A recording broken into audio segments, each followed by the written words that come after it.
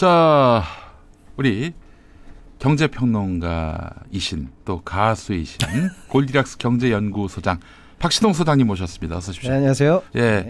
자 소장님 얘기 한번 좀 먼저 해보겠습니다. 이재명 대표의 그 우클릭이라고들 하는데 네. 어떻게 보세요? 제가 볼 때는 우클릭을 뭐 해도 나쁩니까? 일단은 그런 생각이 일단 드는데. 네. 근데 이재명이 하는 우클릭이 네. 이게 무슨 재벌 예. 자산가들을 위한 그러니까요. 우클릭입니까? 제가 볼 때는 우클릭은 아니고. 예. 그러니까 저는 우클릭을 해도 나쁘지 않다고 봅니다만은. 네.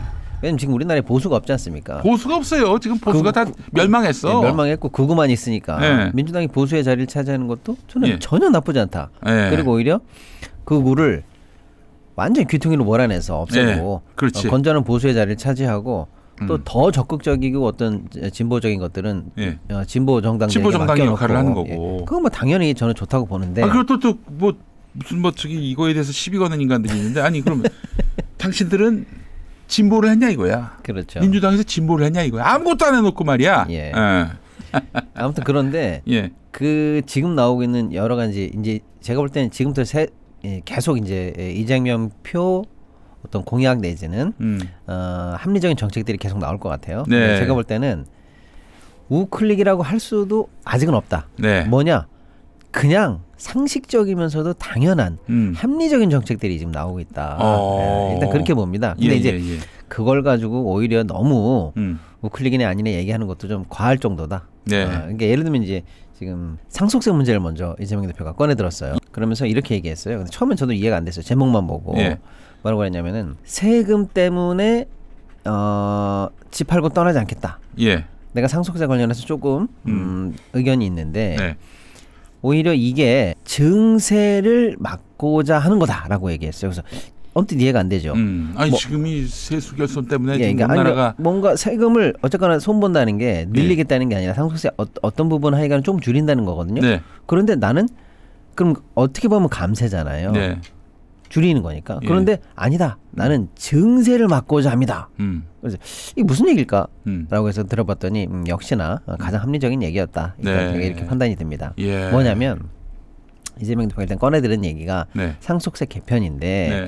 상속세는 사실을 건드리기 시작하면은 한 뭐 피디님하고 저하고 한 일주일 얘기를 해도 모자랄 만큼 사실 논점들이 너무 많은데 일단 첫 번째로 꺼내든 게 뭐냐 이거예요. 상속세 개편한 지 얼마나 됐는지 아시냐 이거예요. 네. 얼마나 됐냐면요. 1997년 이래로 아직 개편된 적이 없어요. 1971년? 아니, 97년이요. 아, 97년. 예. 오. 그러니까 사실상 지금 YS 때. 예, 27년 된 겁니다, 지금. 네. 27년간 상속세를 건드리지 않았어요. 예. 어떤 그 주요 내용에 대해서. 예. 그러다 보니까 이런 일이 생긴 거죠. 기존에는 상속세 관련해서 세금을 내는 분들이 4%밖에 안 됩니다. 4%. 그러니까 사실상 부자들이 내는 세금이다라고 봐야 되겠죠. 전 국민의 4%만 내니까. 그리고도 그래서 이런 얘기를 했어요. 우리가 야 근처에 상속세 내는 사람 있으면 친하게 지내. 슈퍼리치일 수 있어. 뭐 이런 얘기 했는데 27년 동안에 물가가 많이 올랐잖아요. 솔직히 물가가 많이 올랐고 특히 이제 집값이 많이 또 올랐거든요. 그거 비교할 수가 없어요. 그렇죠. 그 시대하고. 예. 그러다 보니까 어떤 일이 생겼냐. 예. 4% 정도 채 안 내던 상속세가 네. 요대로 간다면 조사 결과에 따라 좀 다릅니다만 39%까지 올라갑니다.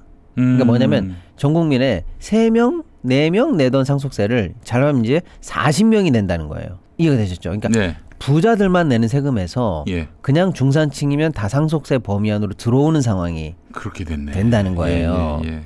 그러니까 이제 이거는 가만히 있던 중산층 입장에서는 네. 과세 대상으로 새롭게 포섭이 되는 거죠. 그러니까 이재명 대표가 얘기한 게 그거예요. 이게 사실상 중산층의 증세 역할을 하게 되는 현상 아니냐. 네. 정확한 거죠. 사실은 합리적인 얘기예요. 예. 그래서 이재명 대표님의 핵심적인 공약 그 내용은 뭐냐면 예를 들어서 상속세가 딱 상속이 발생하면 네. 뭐 1원이라도 상속이 되면 다 세금을 내시는 줄 아는데 그게 아니고 네. 5억은 기본적으로 빼줍니다. 일괄공제라고 해서요. 네. 예. 물려받을 재산이 5억이야. 5억 미만이면. 예, 그럼 5억 그냥 빼버려요. 그럼 0원인 거죠. 예. 그럼 상속세 없어요. 네. 예, 그러니까 이렇게 일괄로 빼주는 금액이 5억인데, 5억인데 그동안 국힘이나 정부에서는 이 일괄로 빼주는 거를 10억으로 해달라고 노래를 불렀었거든요. 근데 이재명 대표의 안은 뭐냐면 8억으로 하자. 8억으로. 8억. 예, 그러니까 5억 일괄 빼주는 걸 3억 정도는 올리자라는 거예요. 그럼 그 8억은 어디서 나왔나?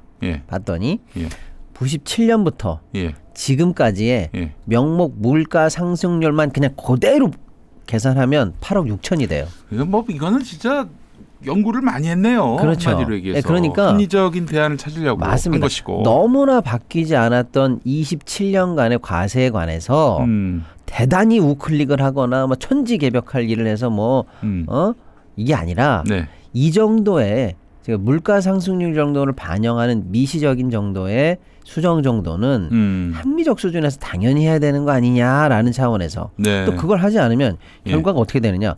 부자들 세금이 깎아지거나 높아지거나 하는 문제는 아니고 외려 중산층들이 가만히 계시던 분들이 오히려 상속세 부담 안으로 들어가면서 정작 이 정부는 부자 세금은 무지하게 깎아줬거든요.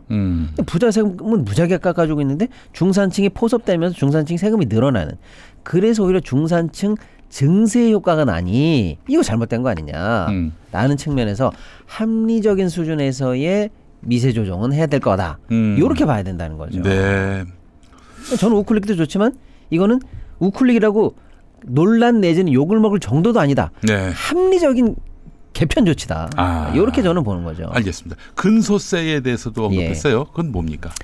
방금도 이제 우리가 이재명 대표께서 주목한 포인트가 뭐냐면 부자들 세금은 깎아주는데 중서민 세금, 중산층의 세금이 늘어난다는 게 불합리하다라는 얘기 아니겠습니까? 작년에 저희가 세수 결손이 30조가 났어요. 우리나라가. 그 작년에는 재작년에는 56조가 나서 합이 87조가 세수 결손이 났는데 세수 결손이 나서 어디가 세금이 덜 들어왔나라고 보면 법인세가 덜 들어왔어요. 주요 포인트가 말이죠. 그런데 법인세가 그 전에 국가세금에서 차지하고 있던 비중이 26%입니다. 보통. 근데 법인들이 세금을 안 내다 보니까 26이 어디까지 낮아졌냐면 23, 그다음에 작년에는요 18.6%까지 낮아졌어요. 그러니까 국가세금의 18.6%만 쉽게 말하면 삼성전자, 현대차, SK하이닉스가 내고 있다는 얘기예요. 그러면 나머지 이 비중이 떨어진 데에서 26에서 18까지 줄어드는 이 비중이 어디로 갔나 봤더니 유리지갑 우리 서민들, 근로자들이 내는 세금은 보통은 13% 내외였습니다. 근데 요게 18.1%까지 올라갔어요. 그러니까 국가세금의 18.6을 법인이 내고 18.1을 근소세를 담당하는 우리 근로자들이 노동자들이 낸다는 거는 뭐냐면 바로 그겁니다. 결국에는 부자들 세금은 이렇게 극도로 줄여주고 있는데 유리지갑 우리 근로자들이 사실 거기서 빠진 만큼의 세금을 우리가 지탱하고 있단 말이에요. 이게 딱 보이니까 내가 한 말이 맞지 않느냐. 결국 부자 감세를 월급쟁이들이 봉이냐 말이에요. 유리지갑 우리 근로자들이 봉이냐. 그래서 사실은 이 비중 차이가 이 정도까지 좁혀졌다는 거는 국가적으로 보면 완전히 이건 잘못됐다. 누가 국가를 지탱하고 있느냐라는 얘기고, 실제로는요. 비중 근로소득세 관련해서는 비중만 13%에서 18%까지 쭉 올라간 게 아니고 절대값으로도 늘었어요. 절대값이 늘었습니다. 그러니까 부자 세금이 깎아주니까 가만히 있어도 비중이 올라가는 그게 아니라 절대값도 올라갔는데, 그래서 작년에 61조 원이에요. 근소세가. 61조 원으로 마감했는데 1조 9천억. 뻥 좀 보태서 2조가 늘었습니다. 아이고야. 근데 법인세는요. 62조 5천억이에요. 1조 차이밖에 안 나요. 그러니까 조금 심한 얘기로 이재용이, 삼성전자, 정용진이, 뭐 최태원이, SK하이닉스 여기 세금을 깎아주고, 그렇지. 우리 보통 시민들이 여기 이 세금이 늘어서 거의 같은 수준으로 좁혀졌다라고 하니까 이 부분을 반드시 개선해야 된다 이런 얘기입니다. 그것도 합리적이네. 합리적이에요. 이거 뭐 보수가 아니라 전통적인 의미의 그럼 보수도 아니고 진보에 가까운 정책 아닙니까? 그러니까 이거는 보수 진보라는 어떤 이념 대결로 보기도 전에 국가 행정을 바라보는 상식적인 합리적인 정도의 개편안이 나온 건데 이걸 가지고 뭐 이쪽 저쪽에서 물어뜯고 하는데 네. 제가 볼 때는 최소한의 합리성을 얘기하는 것만으로도 공격을 받는다는 게 조금 어이없는 상황이다. 저는 약간 그렇게 보고요. 제가 별로 안 좋아하는 그 정치인 장혜영 씨가 네. 지난 총선 때 위성정당으로 진보정당 표를 가져가더니 이제 와서 보수를 운운하느냐 뭐 이렇게 얘기를 하고 있습니다. 아니 우리 장혜영 씨 뭐 아직 살아 계신가요? 자기가 받을 표를 누가 빼앗아 갔습니까? 당신들은 뭐 그 위성정당 없어도 안 될 땅이었어요. 나 정말 참 이분들은 너무 하여튼 뭐 네. 내용을 좀 알고 뭐 비판을 하고 뭐 그러니까요. 이렇게 뭐 문제 삼으면은 좋겠어요. 그 말씀을 좀 드리고 싶습니다. 네. 그다음에 이제 이게 상속세 개편 관련해서 이제 오해가 많으신데 예를 들면 이런 거예요. 배우자 공제는 배우자는 좀 특별하니까요. 그동안은 배우자한테 우리가 상속이 가면은 5억을 또 일괄로 빼줍니다. 네. 일괄로 빼줘요. 근데 요거를 10억으로 하겠다라는 게 정부 여당의 원래 방침이었는데 이재명 대표도 요거는 10억이 바람직하다 이런 얘기를 했어요. 네. 요것도 굉장히 합리적이다라는 저는 생각을 하고 있는 겁니다. 뭐냐면 이거는 법리가 그동안 사실은 충돌을 하고 있어가지고 이중과세 논란이 좀 있었던 부분이에요. 뭐냐면요. 우리가 최태원 이혼 소송에서도 봤습니다만 뭐 재산의 뭐 절반을 내놔라, 몇 조를 내놔라 지금 그러고 있는 상황 아닙니까? 네네네. 그렇게 해서 뚝 떼가면은 세금이 붙을까요? 안 붙어요. 부부간에 이혼하잖아요. 재산 분할하잖아요. 그러면 예를 들어서 남편 명의로 재산이 100원이 있다가 부인이 이혼하면서 50을 내놔라. 그래서 50을 가져가잖아요. 그럼 부인 입장에서는 내 명의로 있던 재산이 아니라 영원에서 일단 내 명의로 재산이 50이 늘었잖아요. 그럼 너 50 늘었으니까 50에 대해서 각종 세금 내. 이걸 하냐고요. 안 합니다. 왜 안 하냐. 우리나라의 법리는 원래 명의가 남편으로 되어 있지만 가족으로서 부부가 지금까지 공동으로 이룬 재산이다. 그러니까 둘이 나눠가는데 뭔 세금이냐라고 해서 이혼할 때 세금이 안 붙어요. 원래 네 재산이다 이 뜻이잖아요. 네네네. 그런데 이혼할 때 남남이 될 때조차도 세금이 안 붙는데 일방이 사망해서 가져갈 때는 세금이 붙어요. 상속세가. 그러니까 이거는 부부간의 원래 공동재산에 대해서 일정 지분이 있다라는 걸 인정하고 있다가 왜 상속세에서만 그걸 인정을 안 하고 마치 하늘에서 뚝 떨어진 재산을 갖는 것처럼 얘기하느냐. 이거는 법 이론상으로도 이혼과 상속을 다르게 취급하는 불합리가 있지 않느냐라는 얘기가 원래 있었거든요. 그래서 이 부분에 대해서는 사실은 그런 불합리를 수정하는 그래서 부부간에는 이 정도는 사실 공동재산으로 봐야 된다는 원칙적으로 하나의 법리가 우리나라 체계 안으로 들어오도록 하겠다는 이것도 합리적인 얘기죠. 이것도 증세 또는 뭐 감세, 부자 감세 뭐 아니냐 이런 어떤 논의가 아니라 너무 합리적이지 않아요? 이혼할 때와 상속할 때가 왜 같은 부부 재산을 다르게 취급하느냐? 이거 좀 수정하자. 그러니까 이것도 너무 합리적인 개편 범주 안에 들어간다는 거예요. 여기까지는 이해가 돼요. 근데 이제 문제는 뭐냐? 진짜 국힘이 원하는 거. 이게 뭔지 아세요? 자녀들에게 뭐 한 5억 정도는 그냥 공짜로 줘버리자. 이게 자녀 일괄 공제입니다. 지금은 자녀에게 줄 때는 5천만 원까지는 상속세가 없어요. 5천만 원까지. 근데 이거를 국힘은 10배 올려가지고 5억까지 해버리자라는 얘기가 있고. 이거 왜 그럴까요? 그러니까 자기 자식들에게 공짜로 주겠다는 거예요. 그러니까 아까 얘기한 거 잘 들어보시죠. 일괄 공제 5억 들어가죠. 각 자녀마다 5억씩 들어가죠.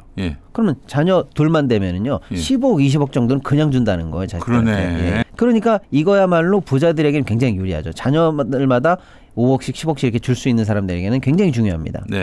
여기에 대해서 그럼 이재명 대표는 어떻게 얘기했느냐? 이거는 안 건드리겠다. 이거는 그대로 유지. 왜? 철저하게 이것은 부의 세습과 관계된 거 아니냐? 그렇죠.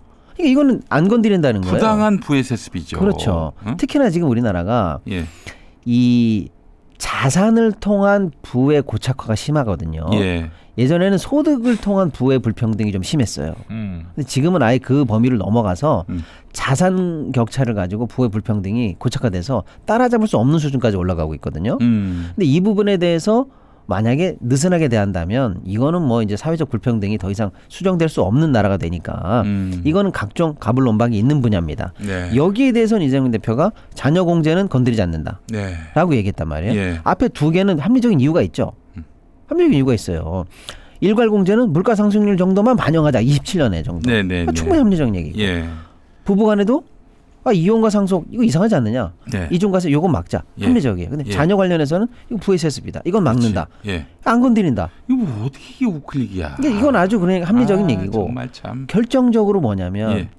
정부 여당이나 국힘이 주장하고 있는 게 뭐냐면 초부자들, 이른바 슈퍼리치들, 네. 얘네들이 세금을 많이 내거든요. 그렇지. 여기는 최고 세율이 적용돼요. 50%. 예. 50%. 요거를 낮추겠다는 거예요.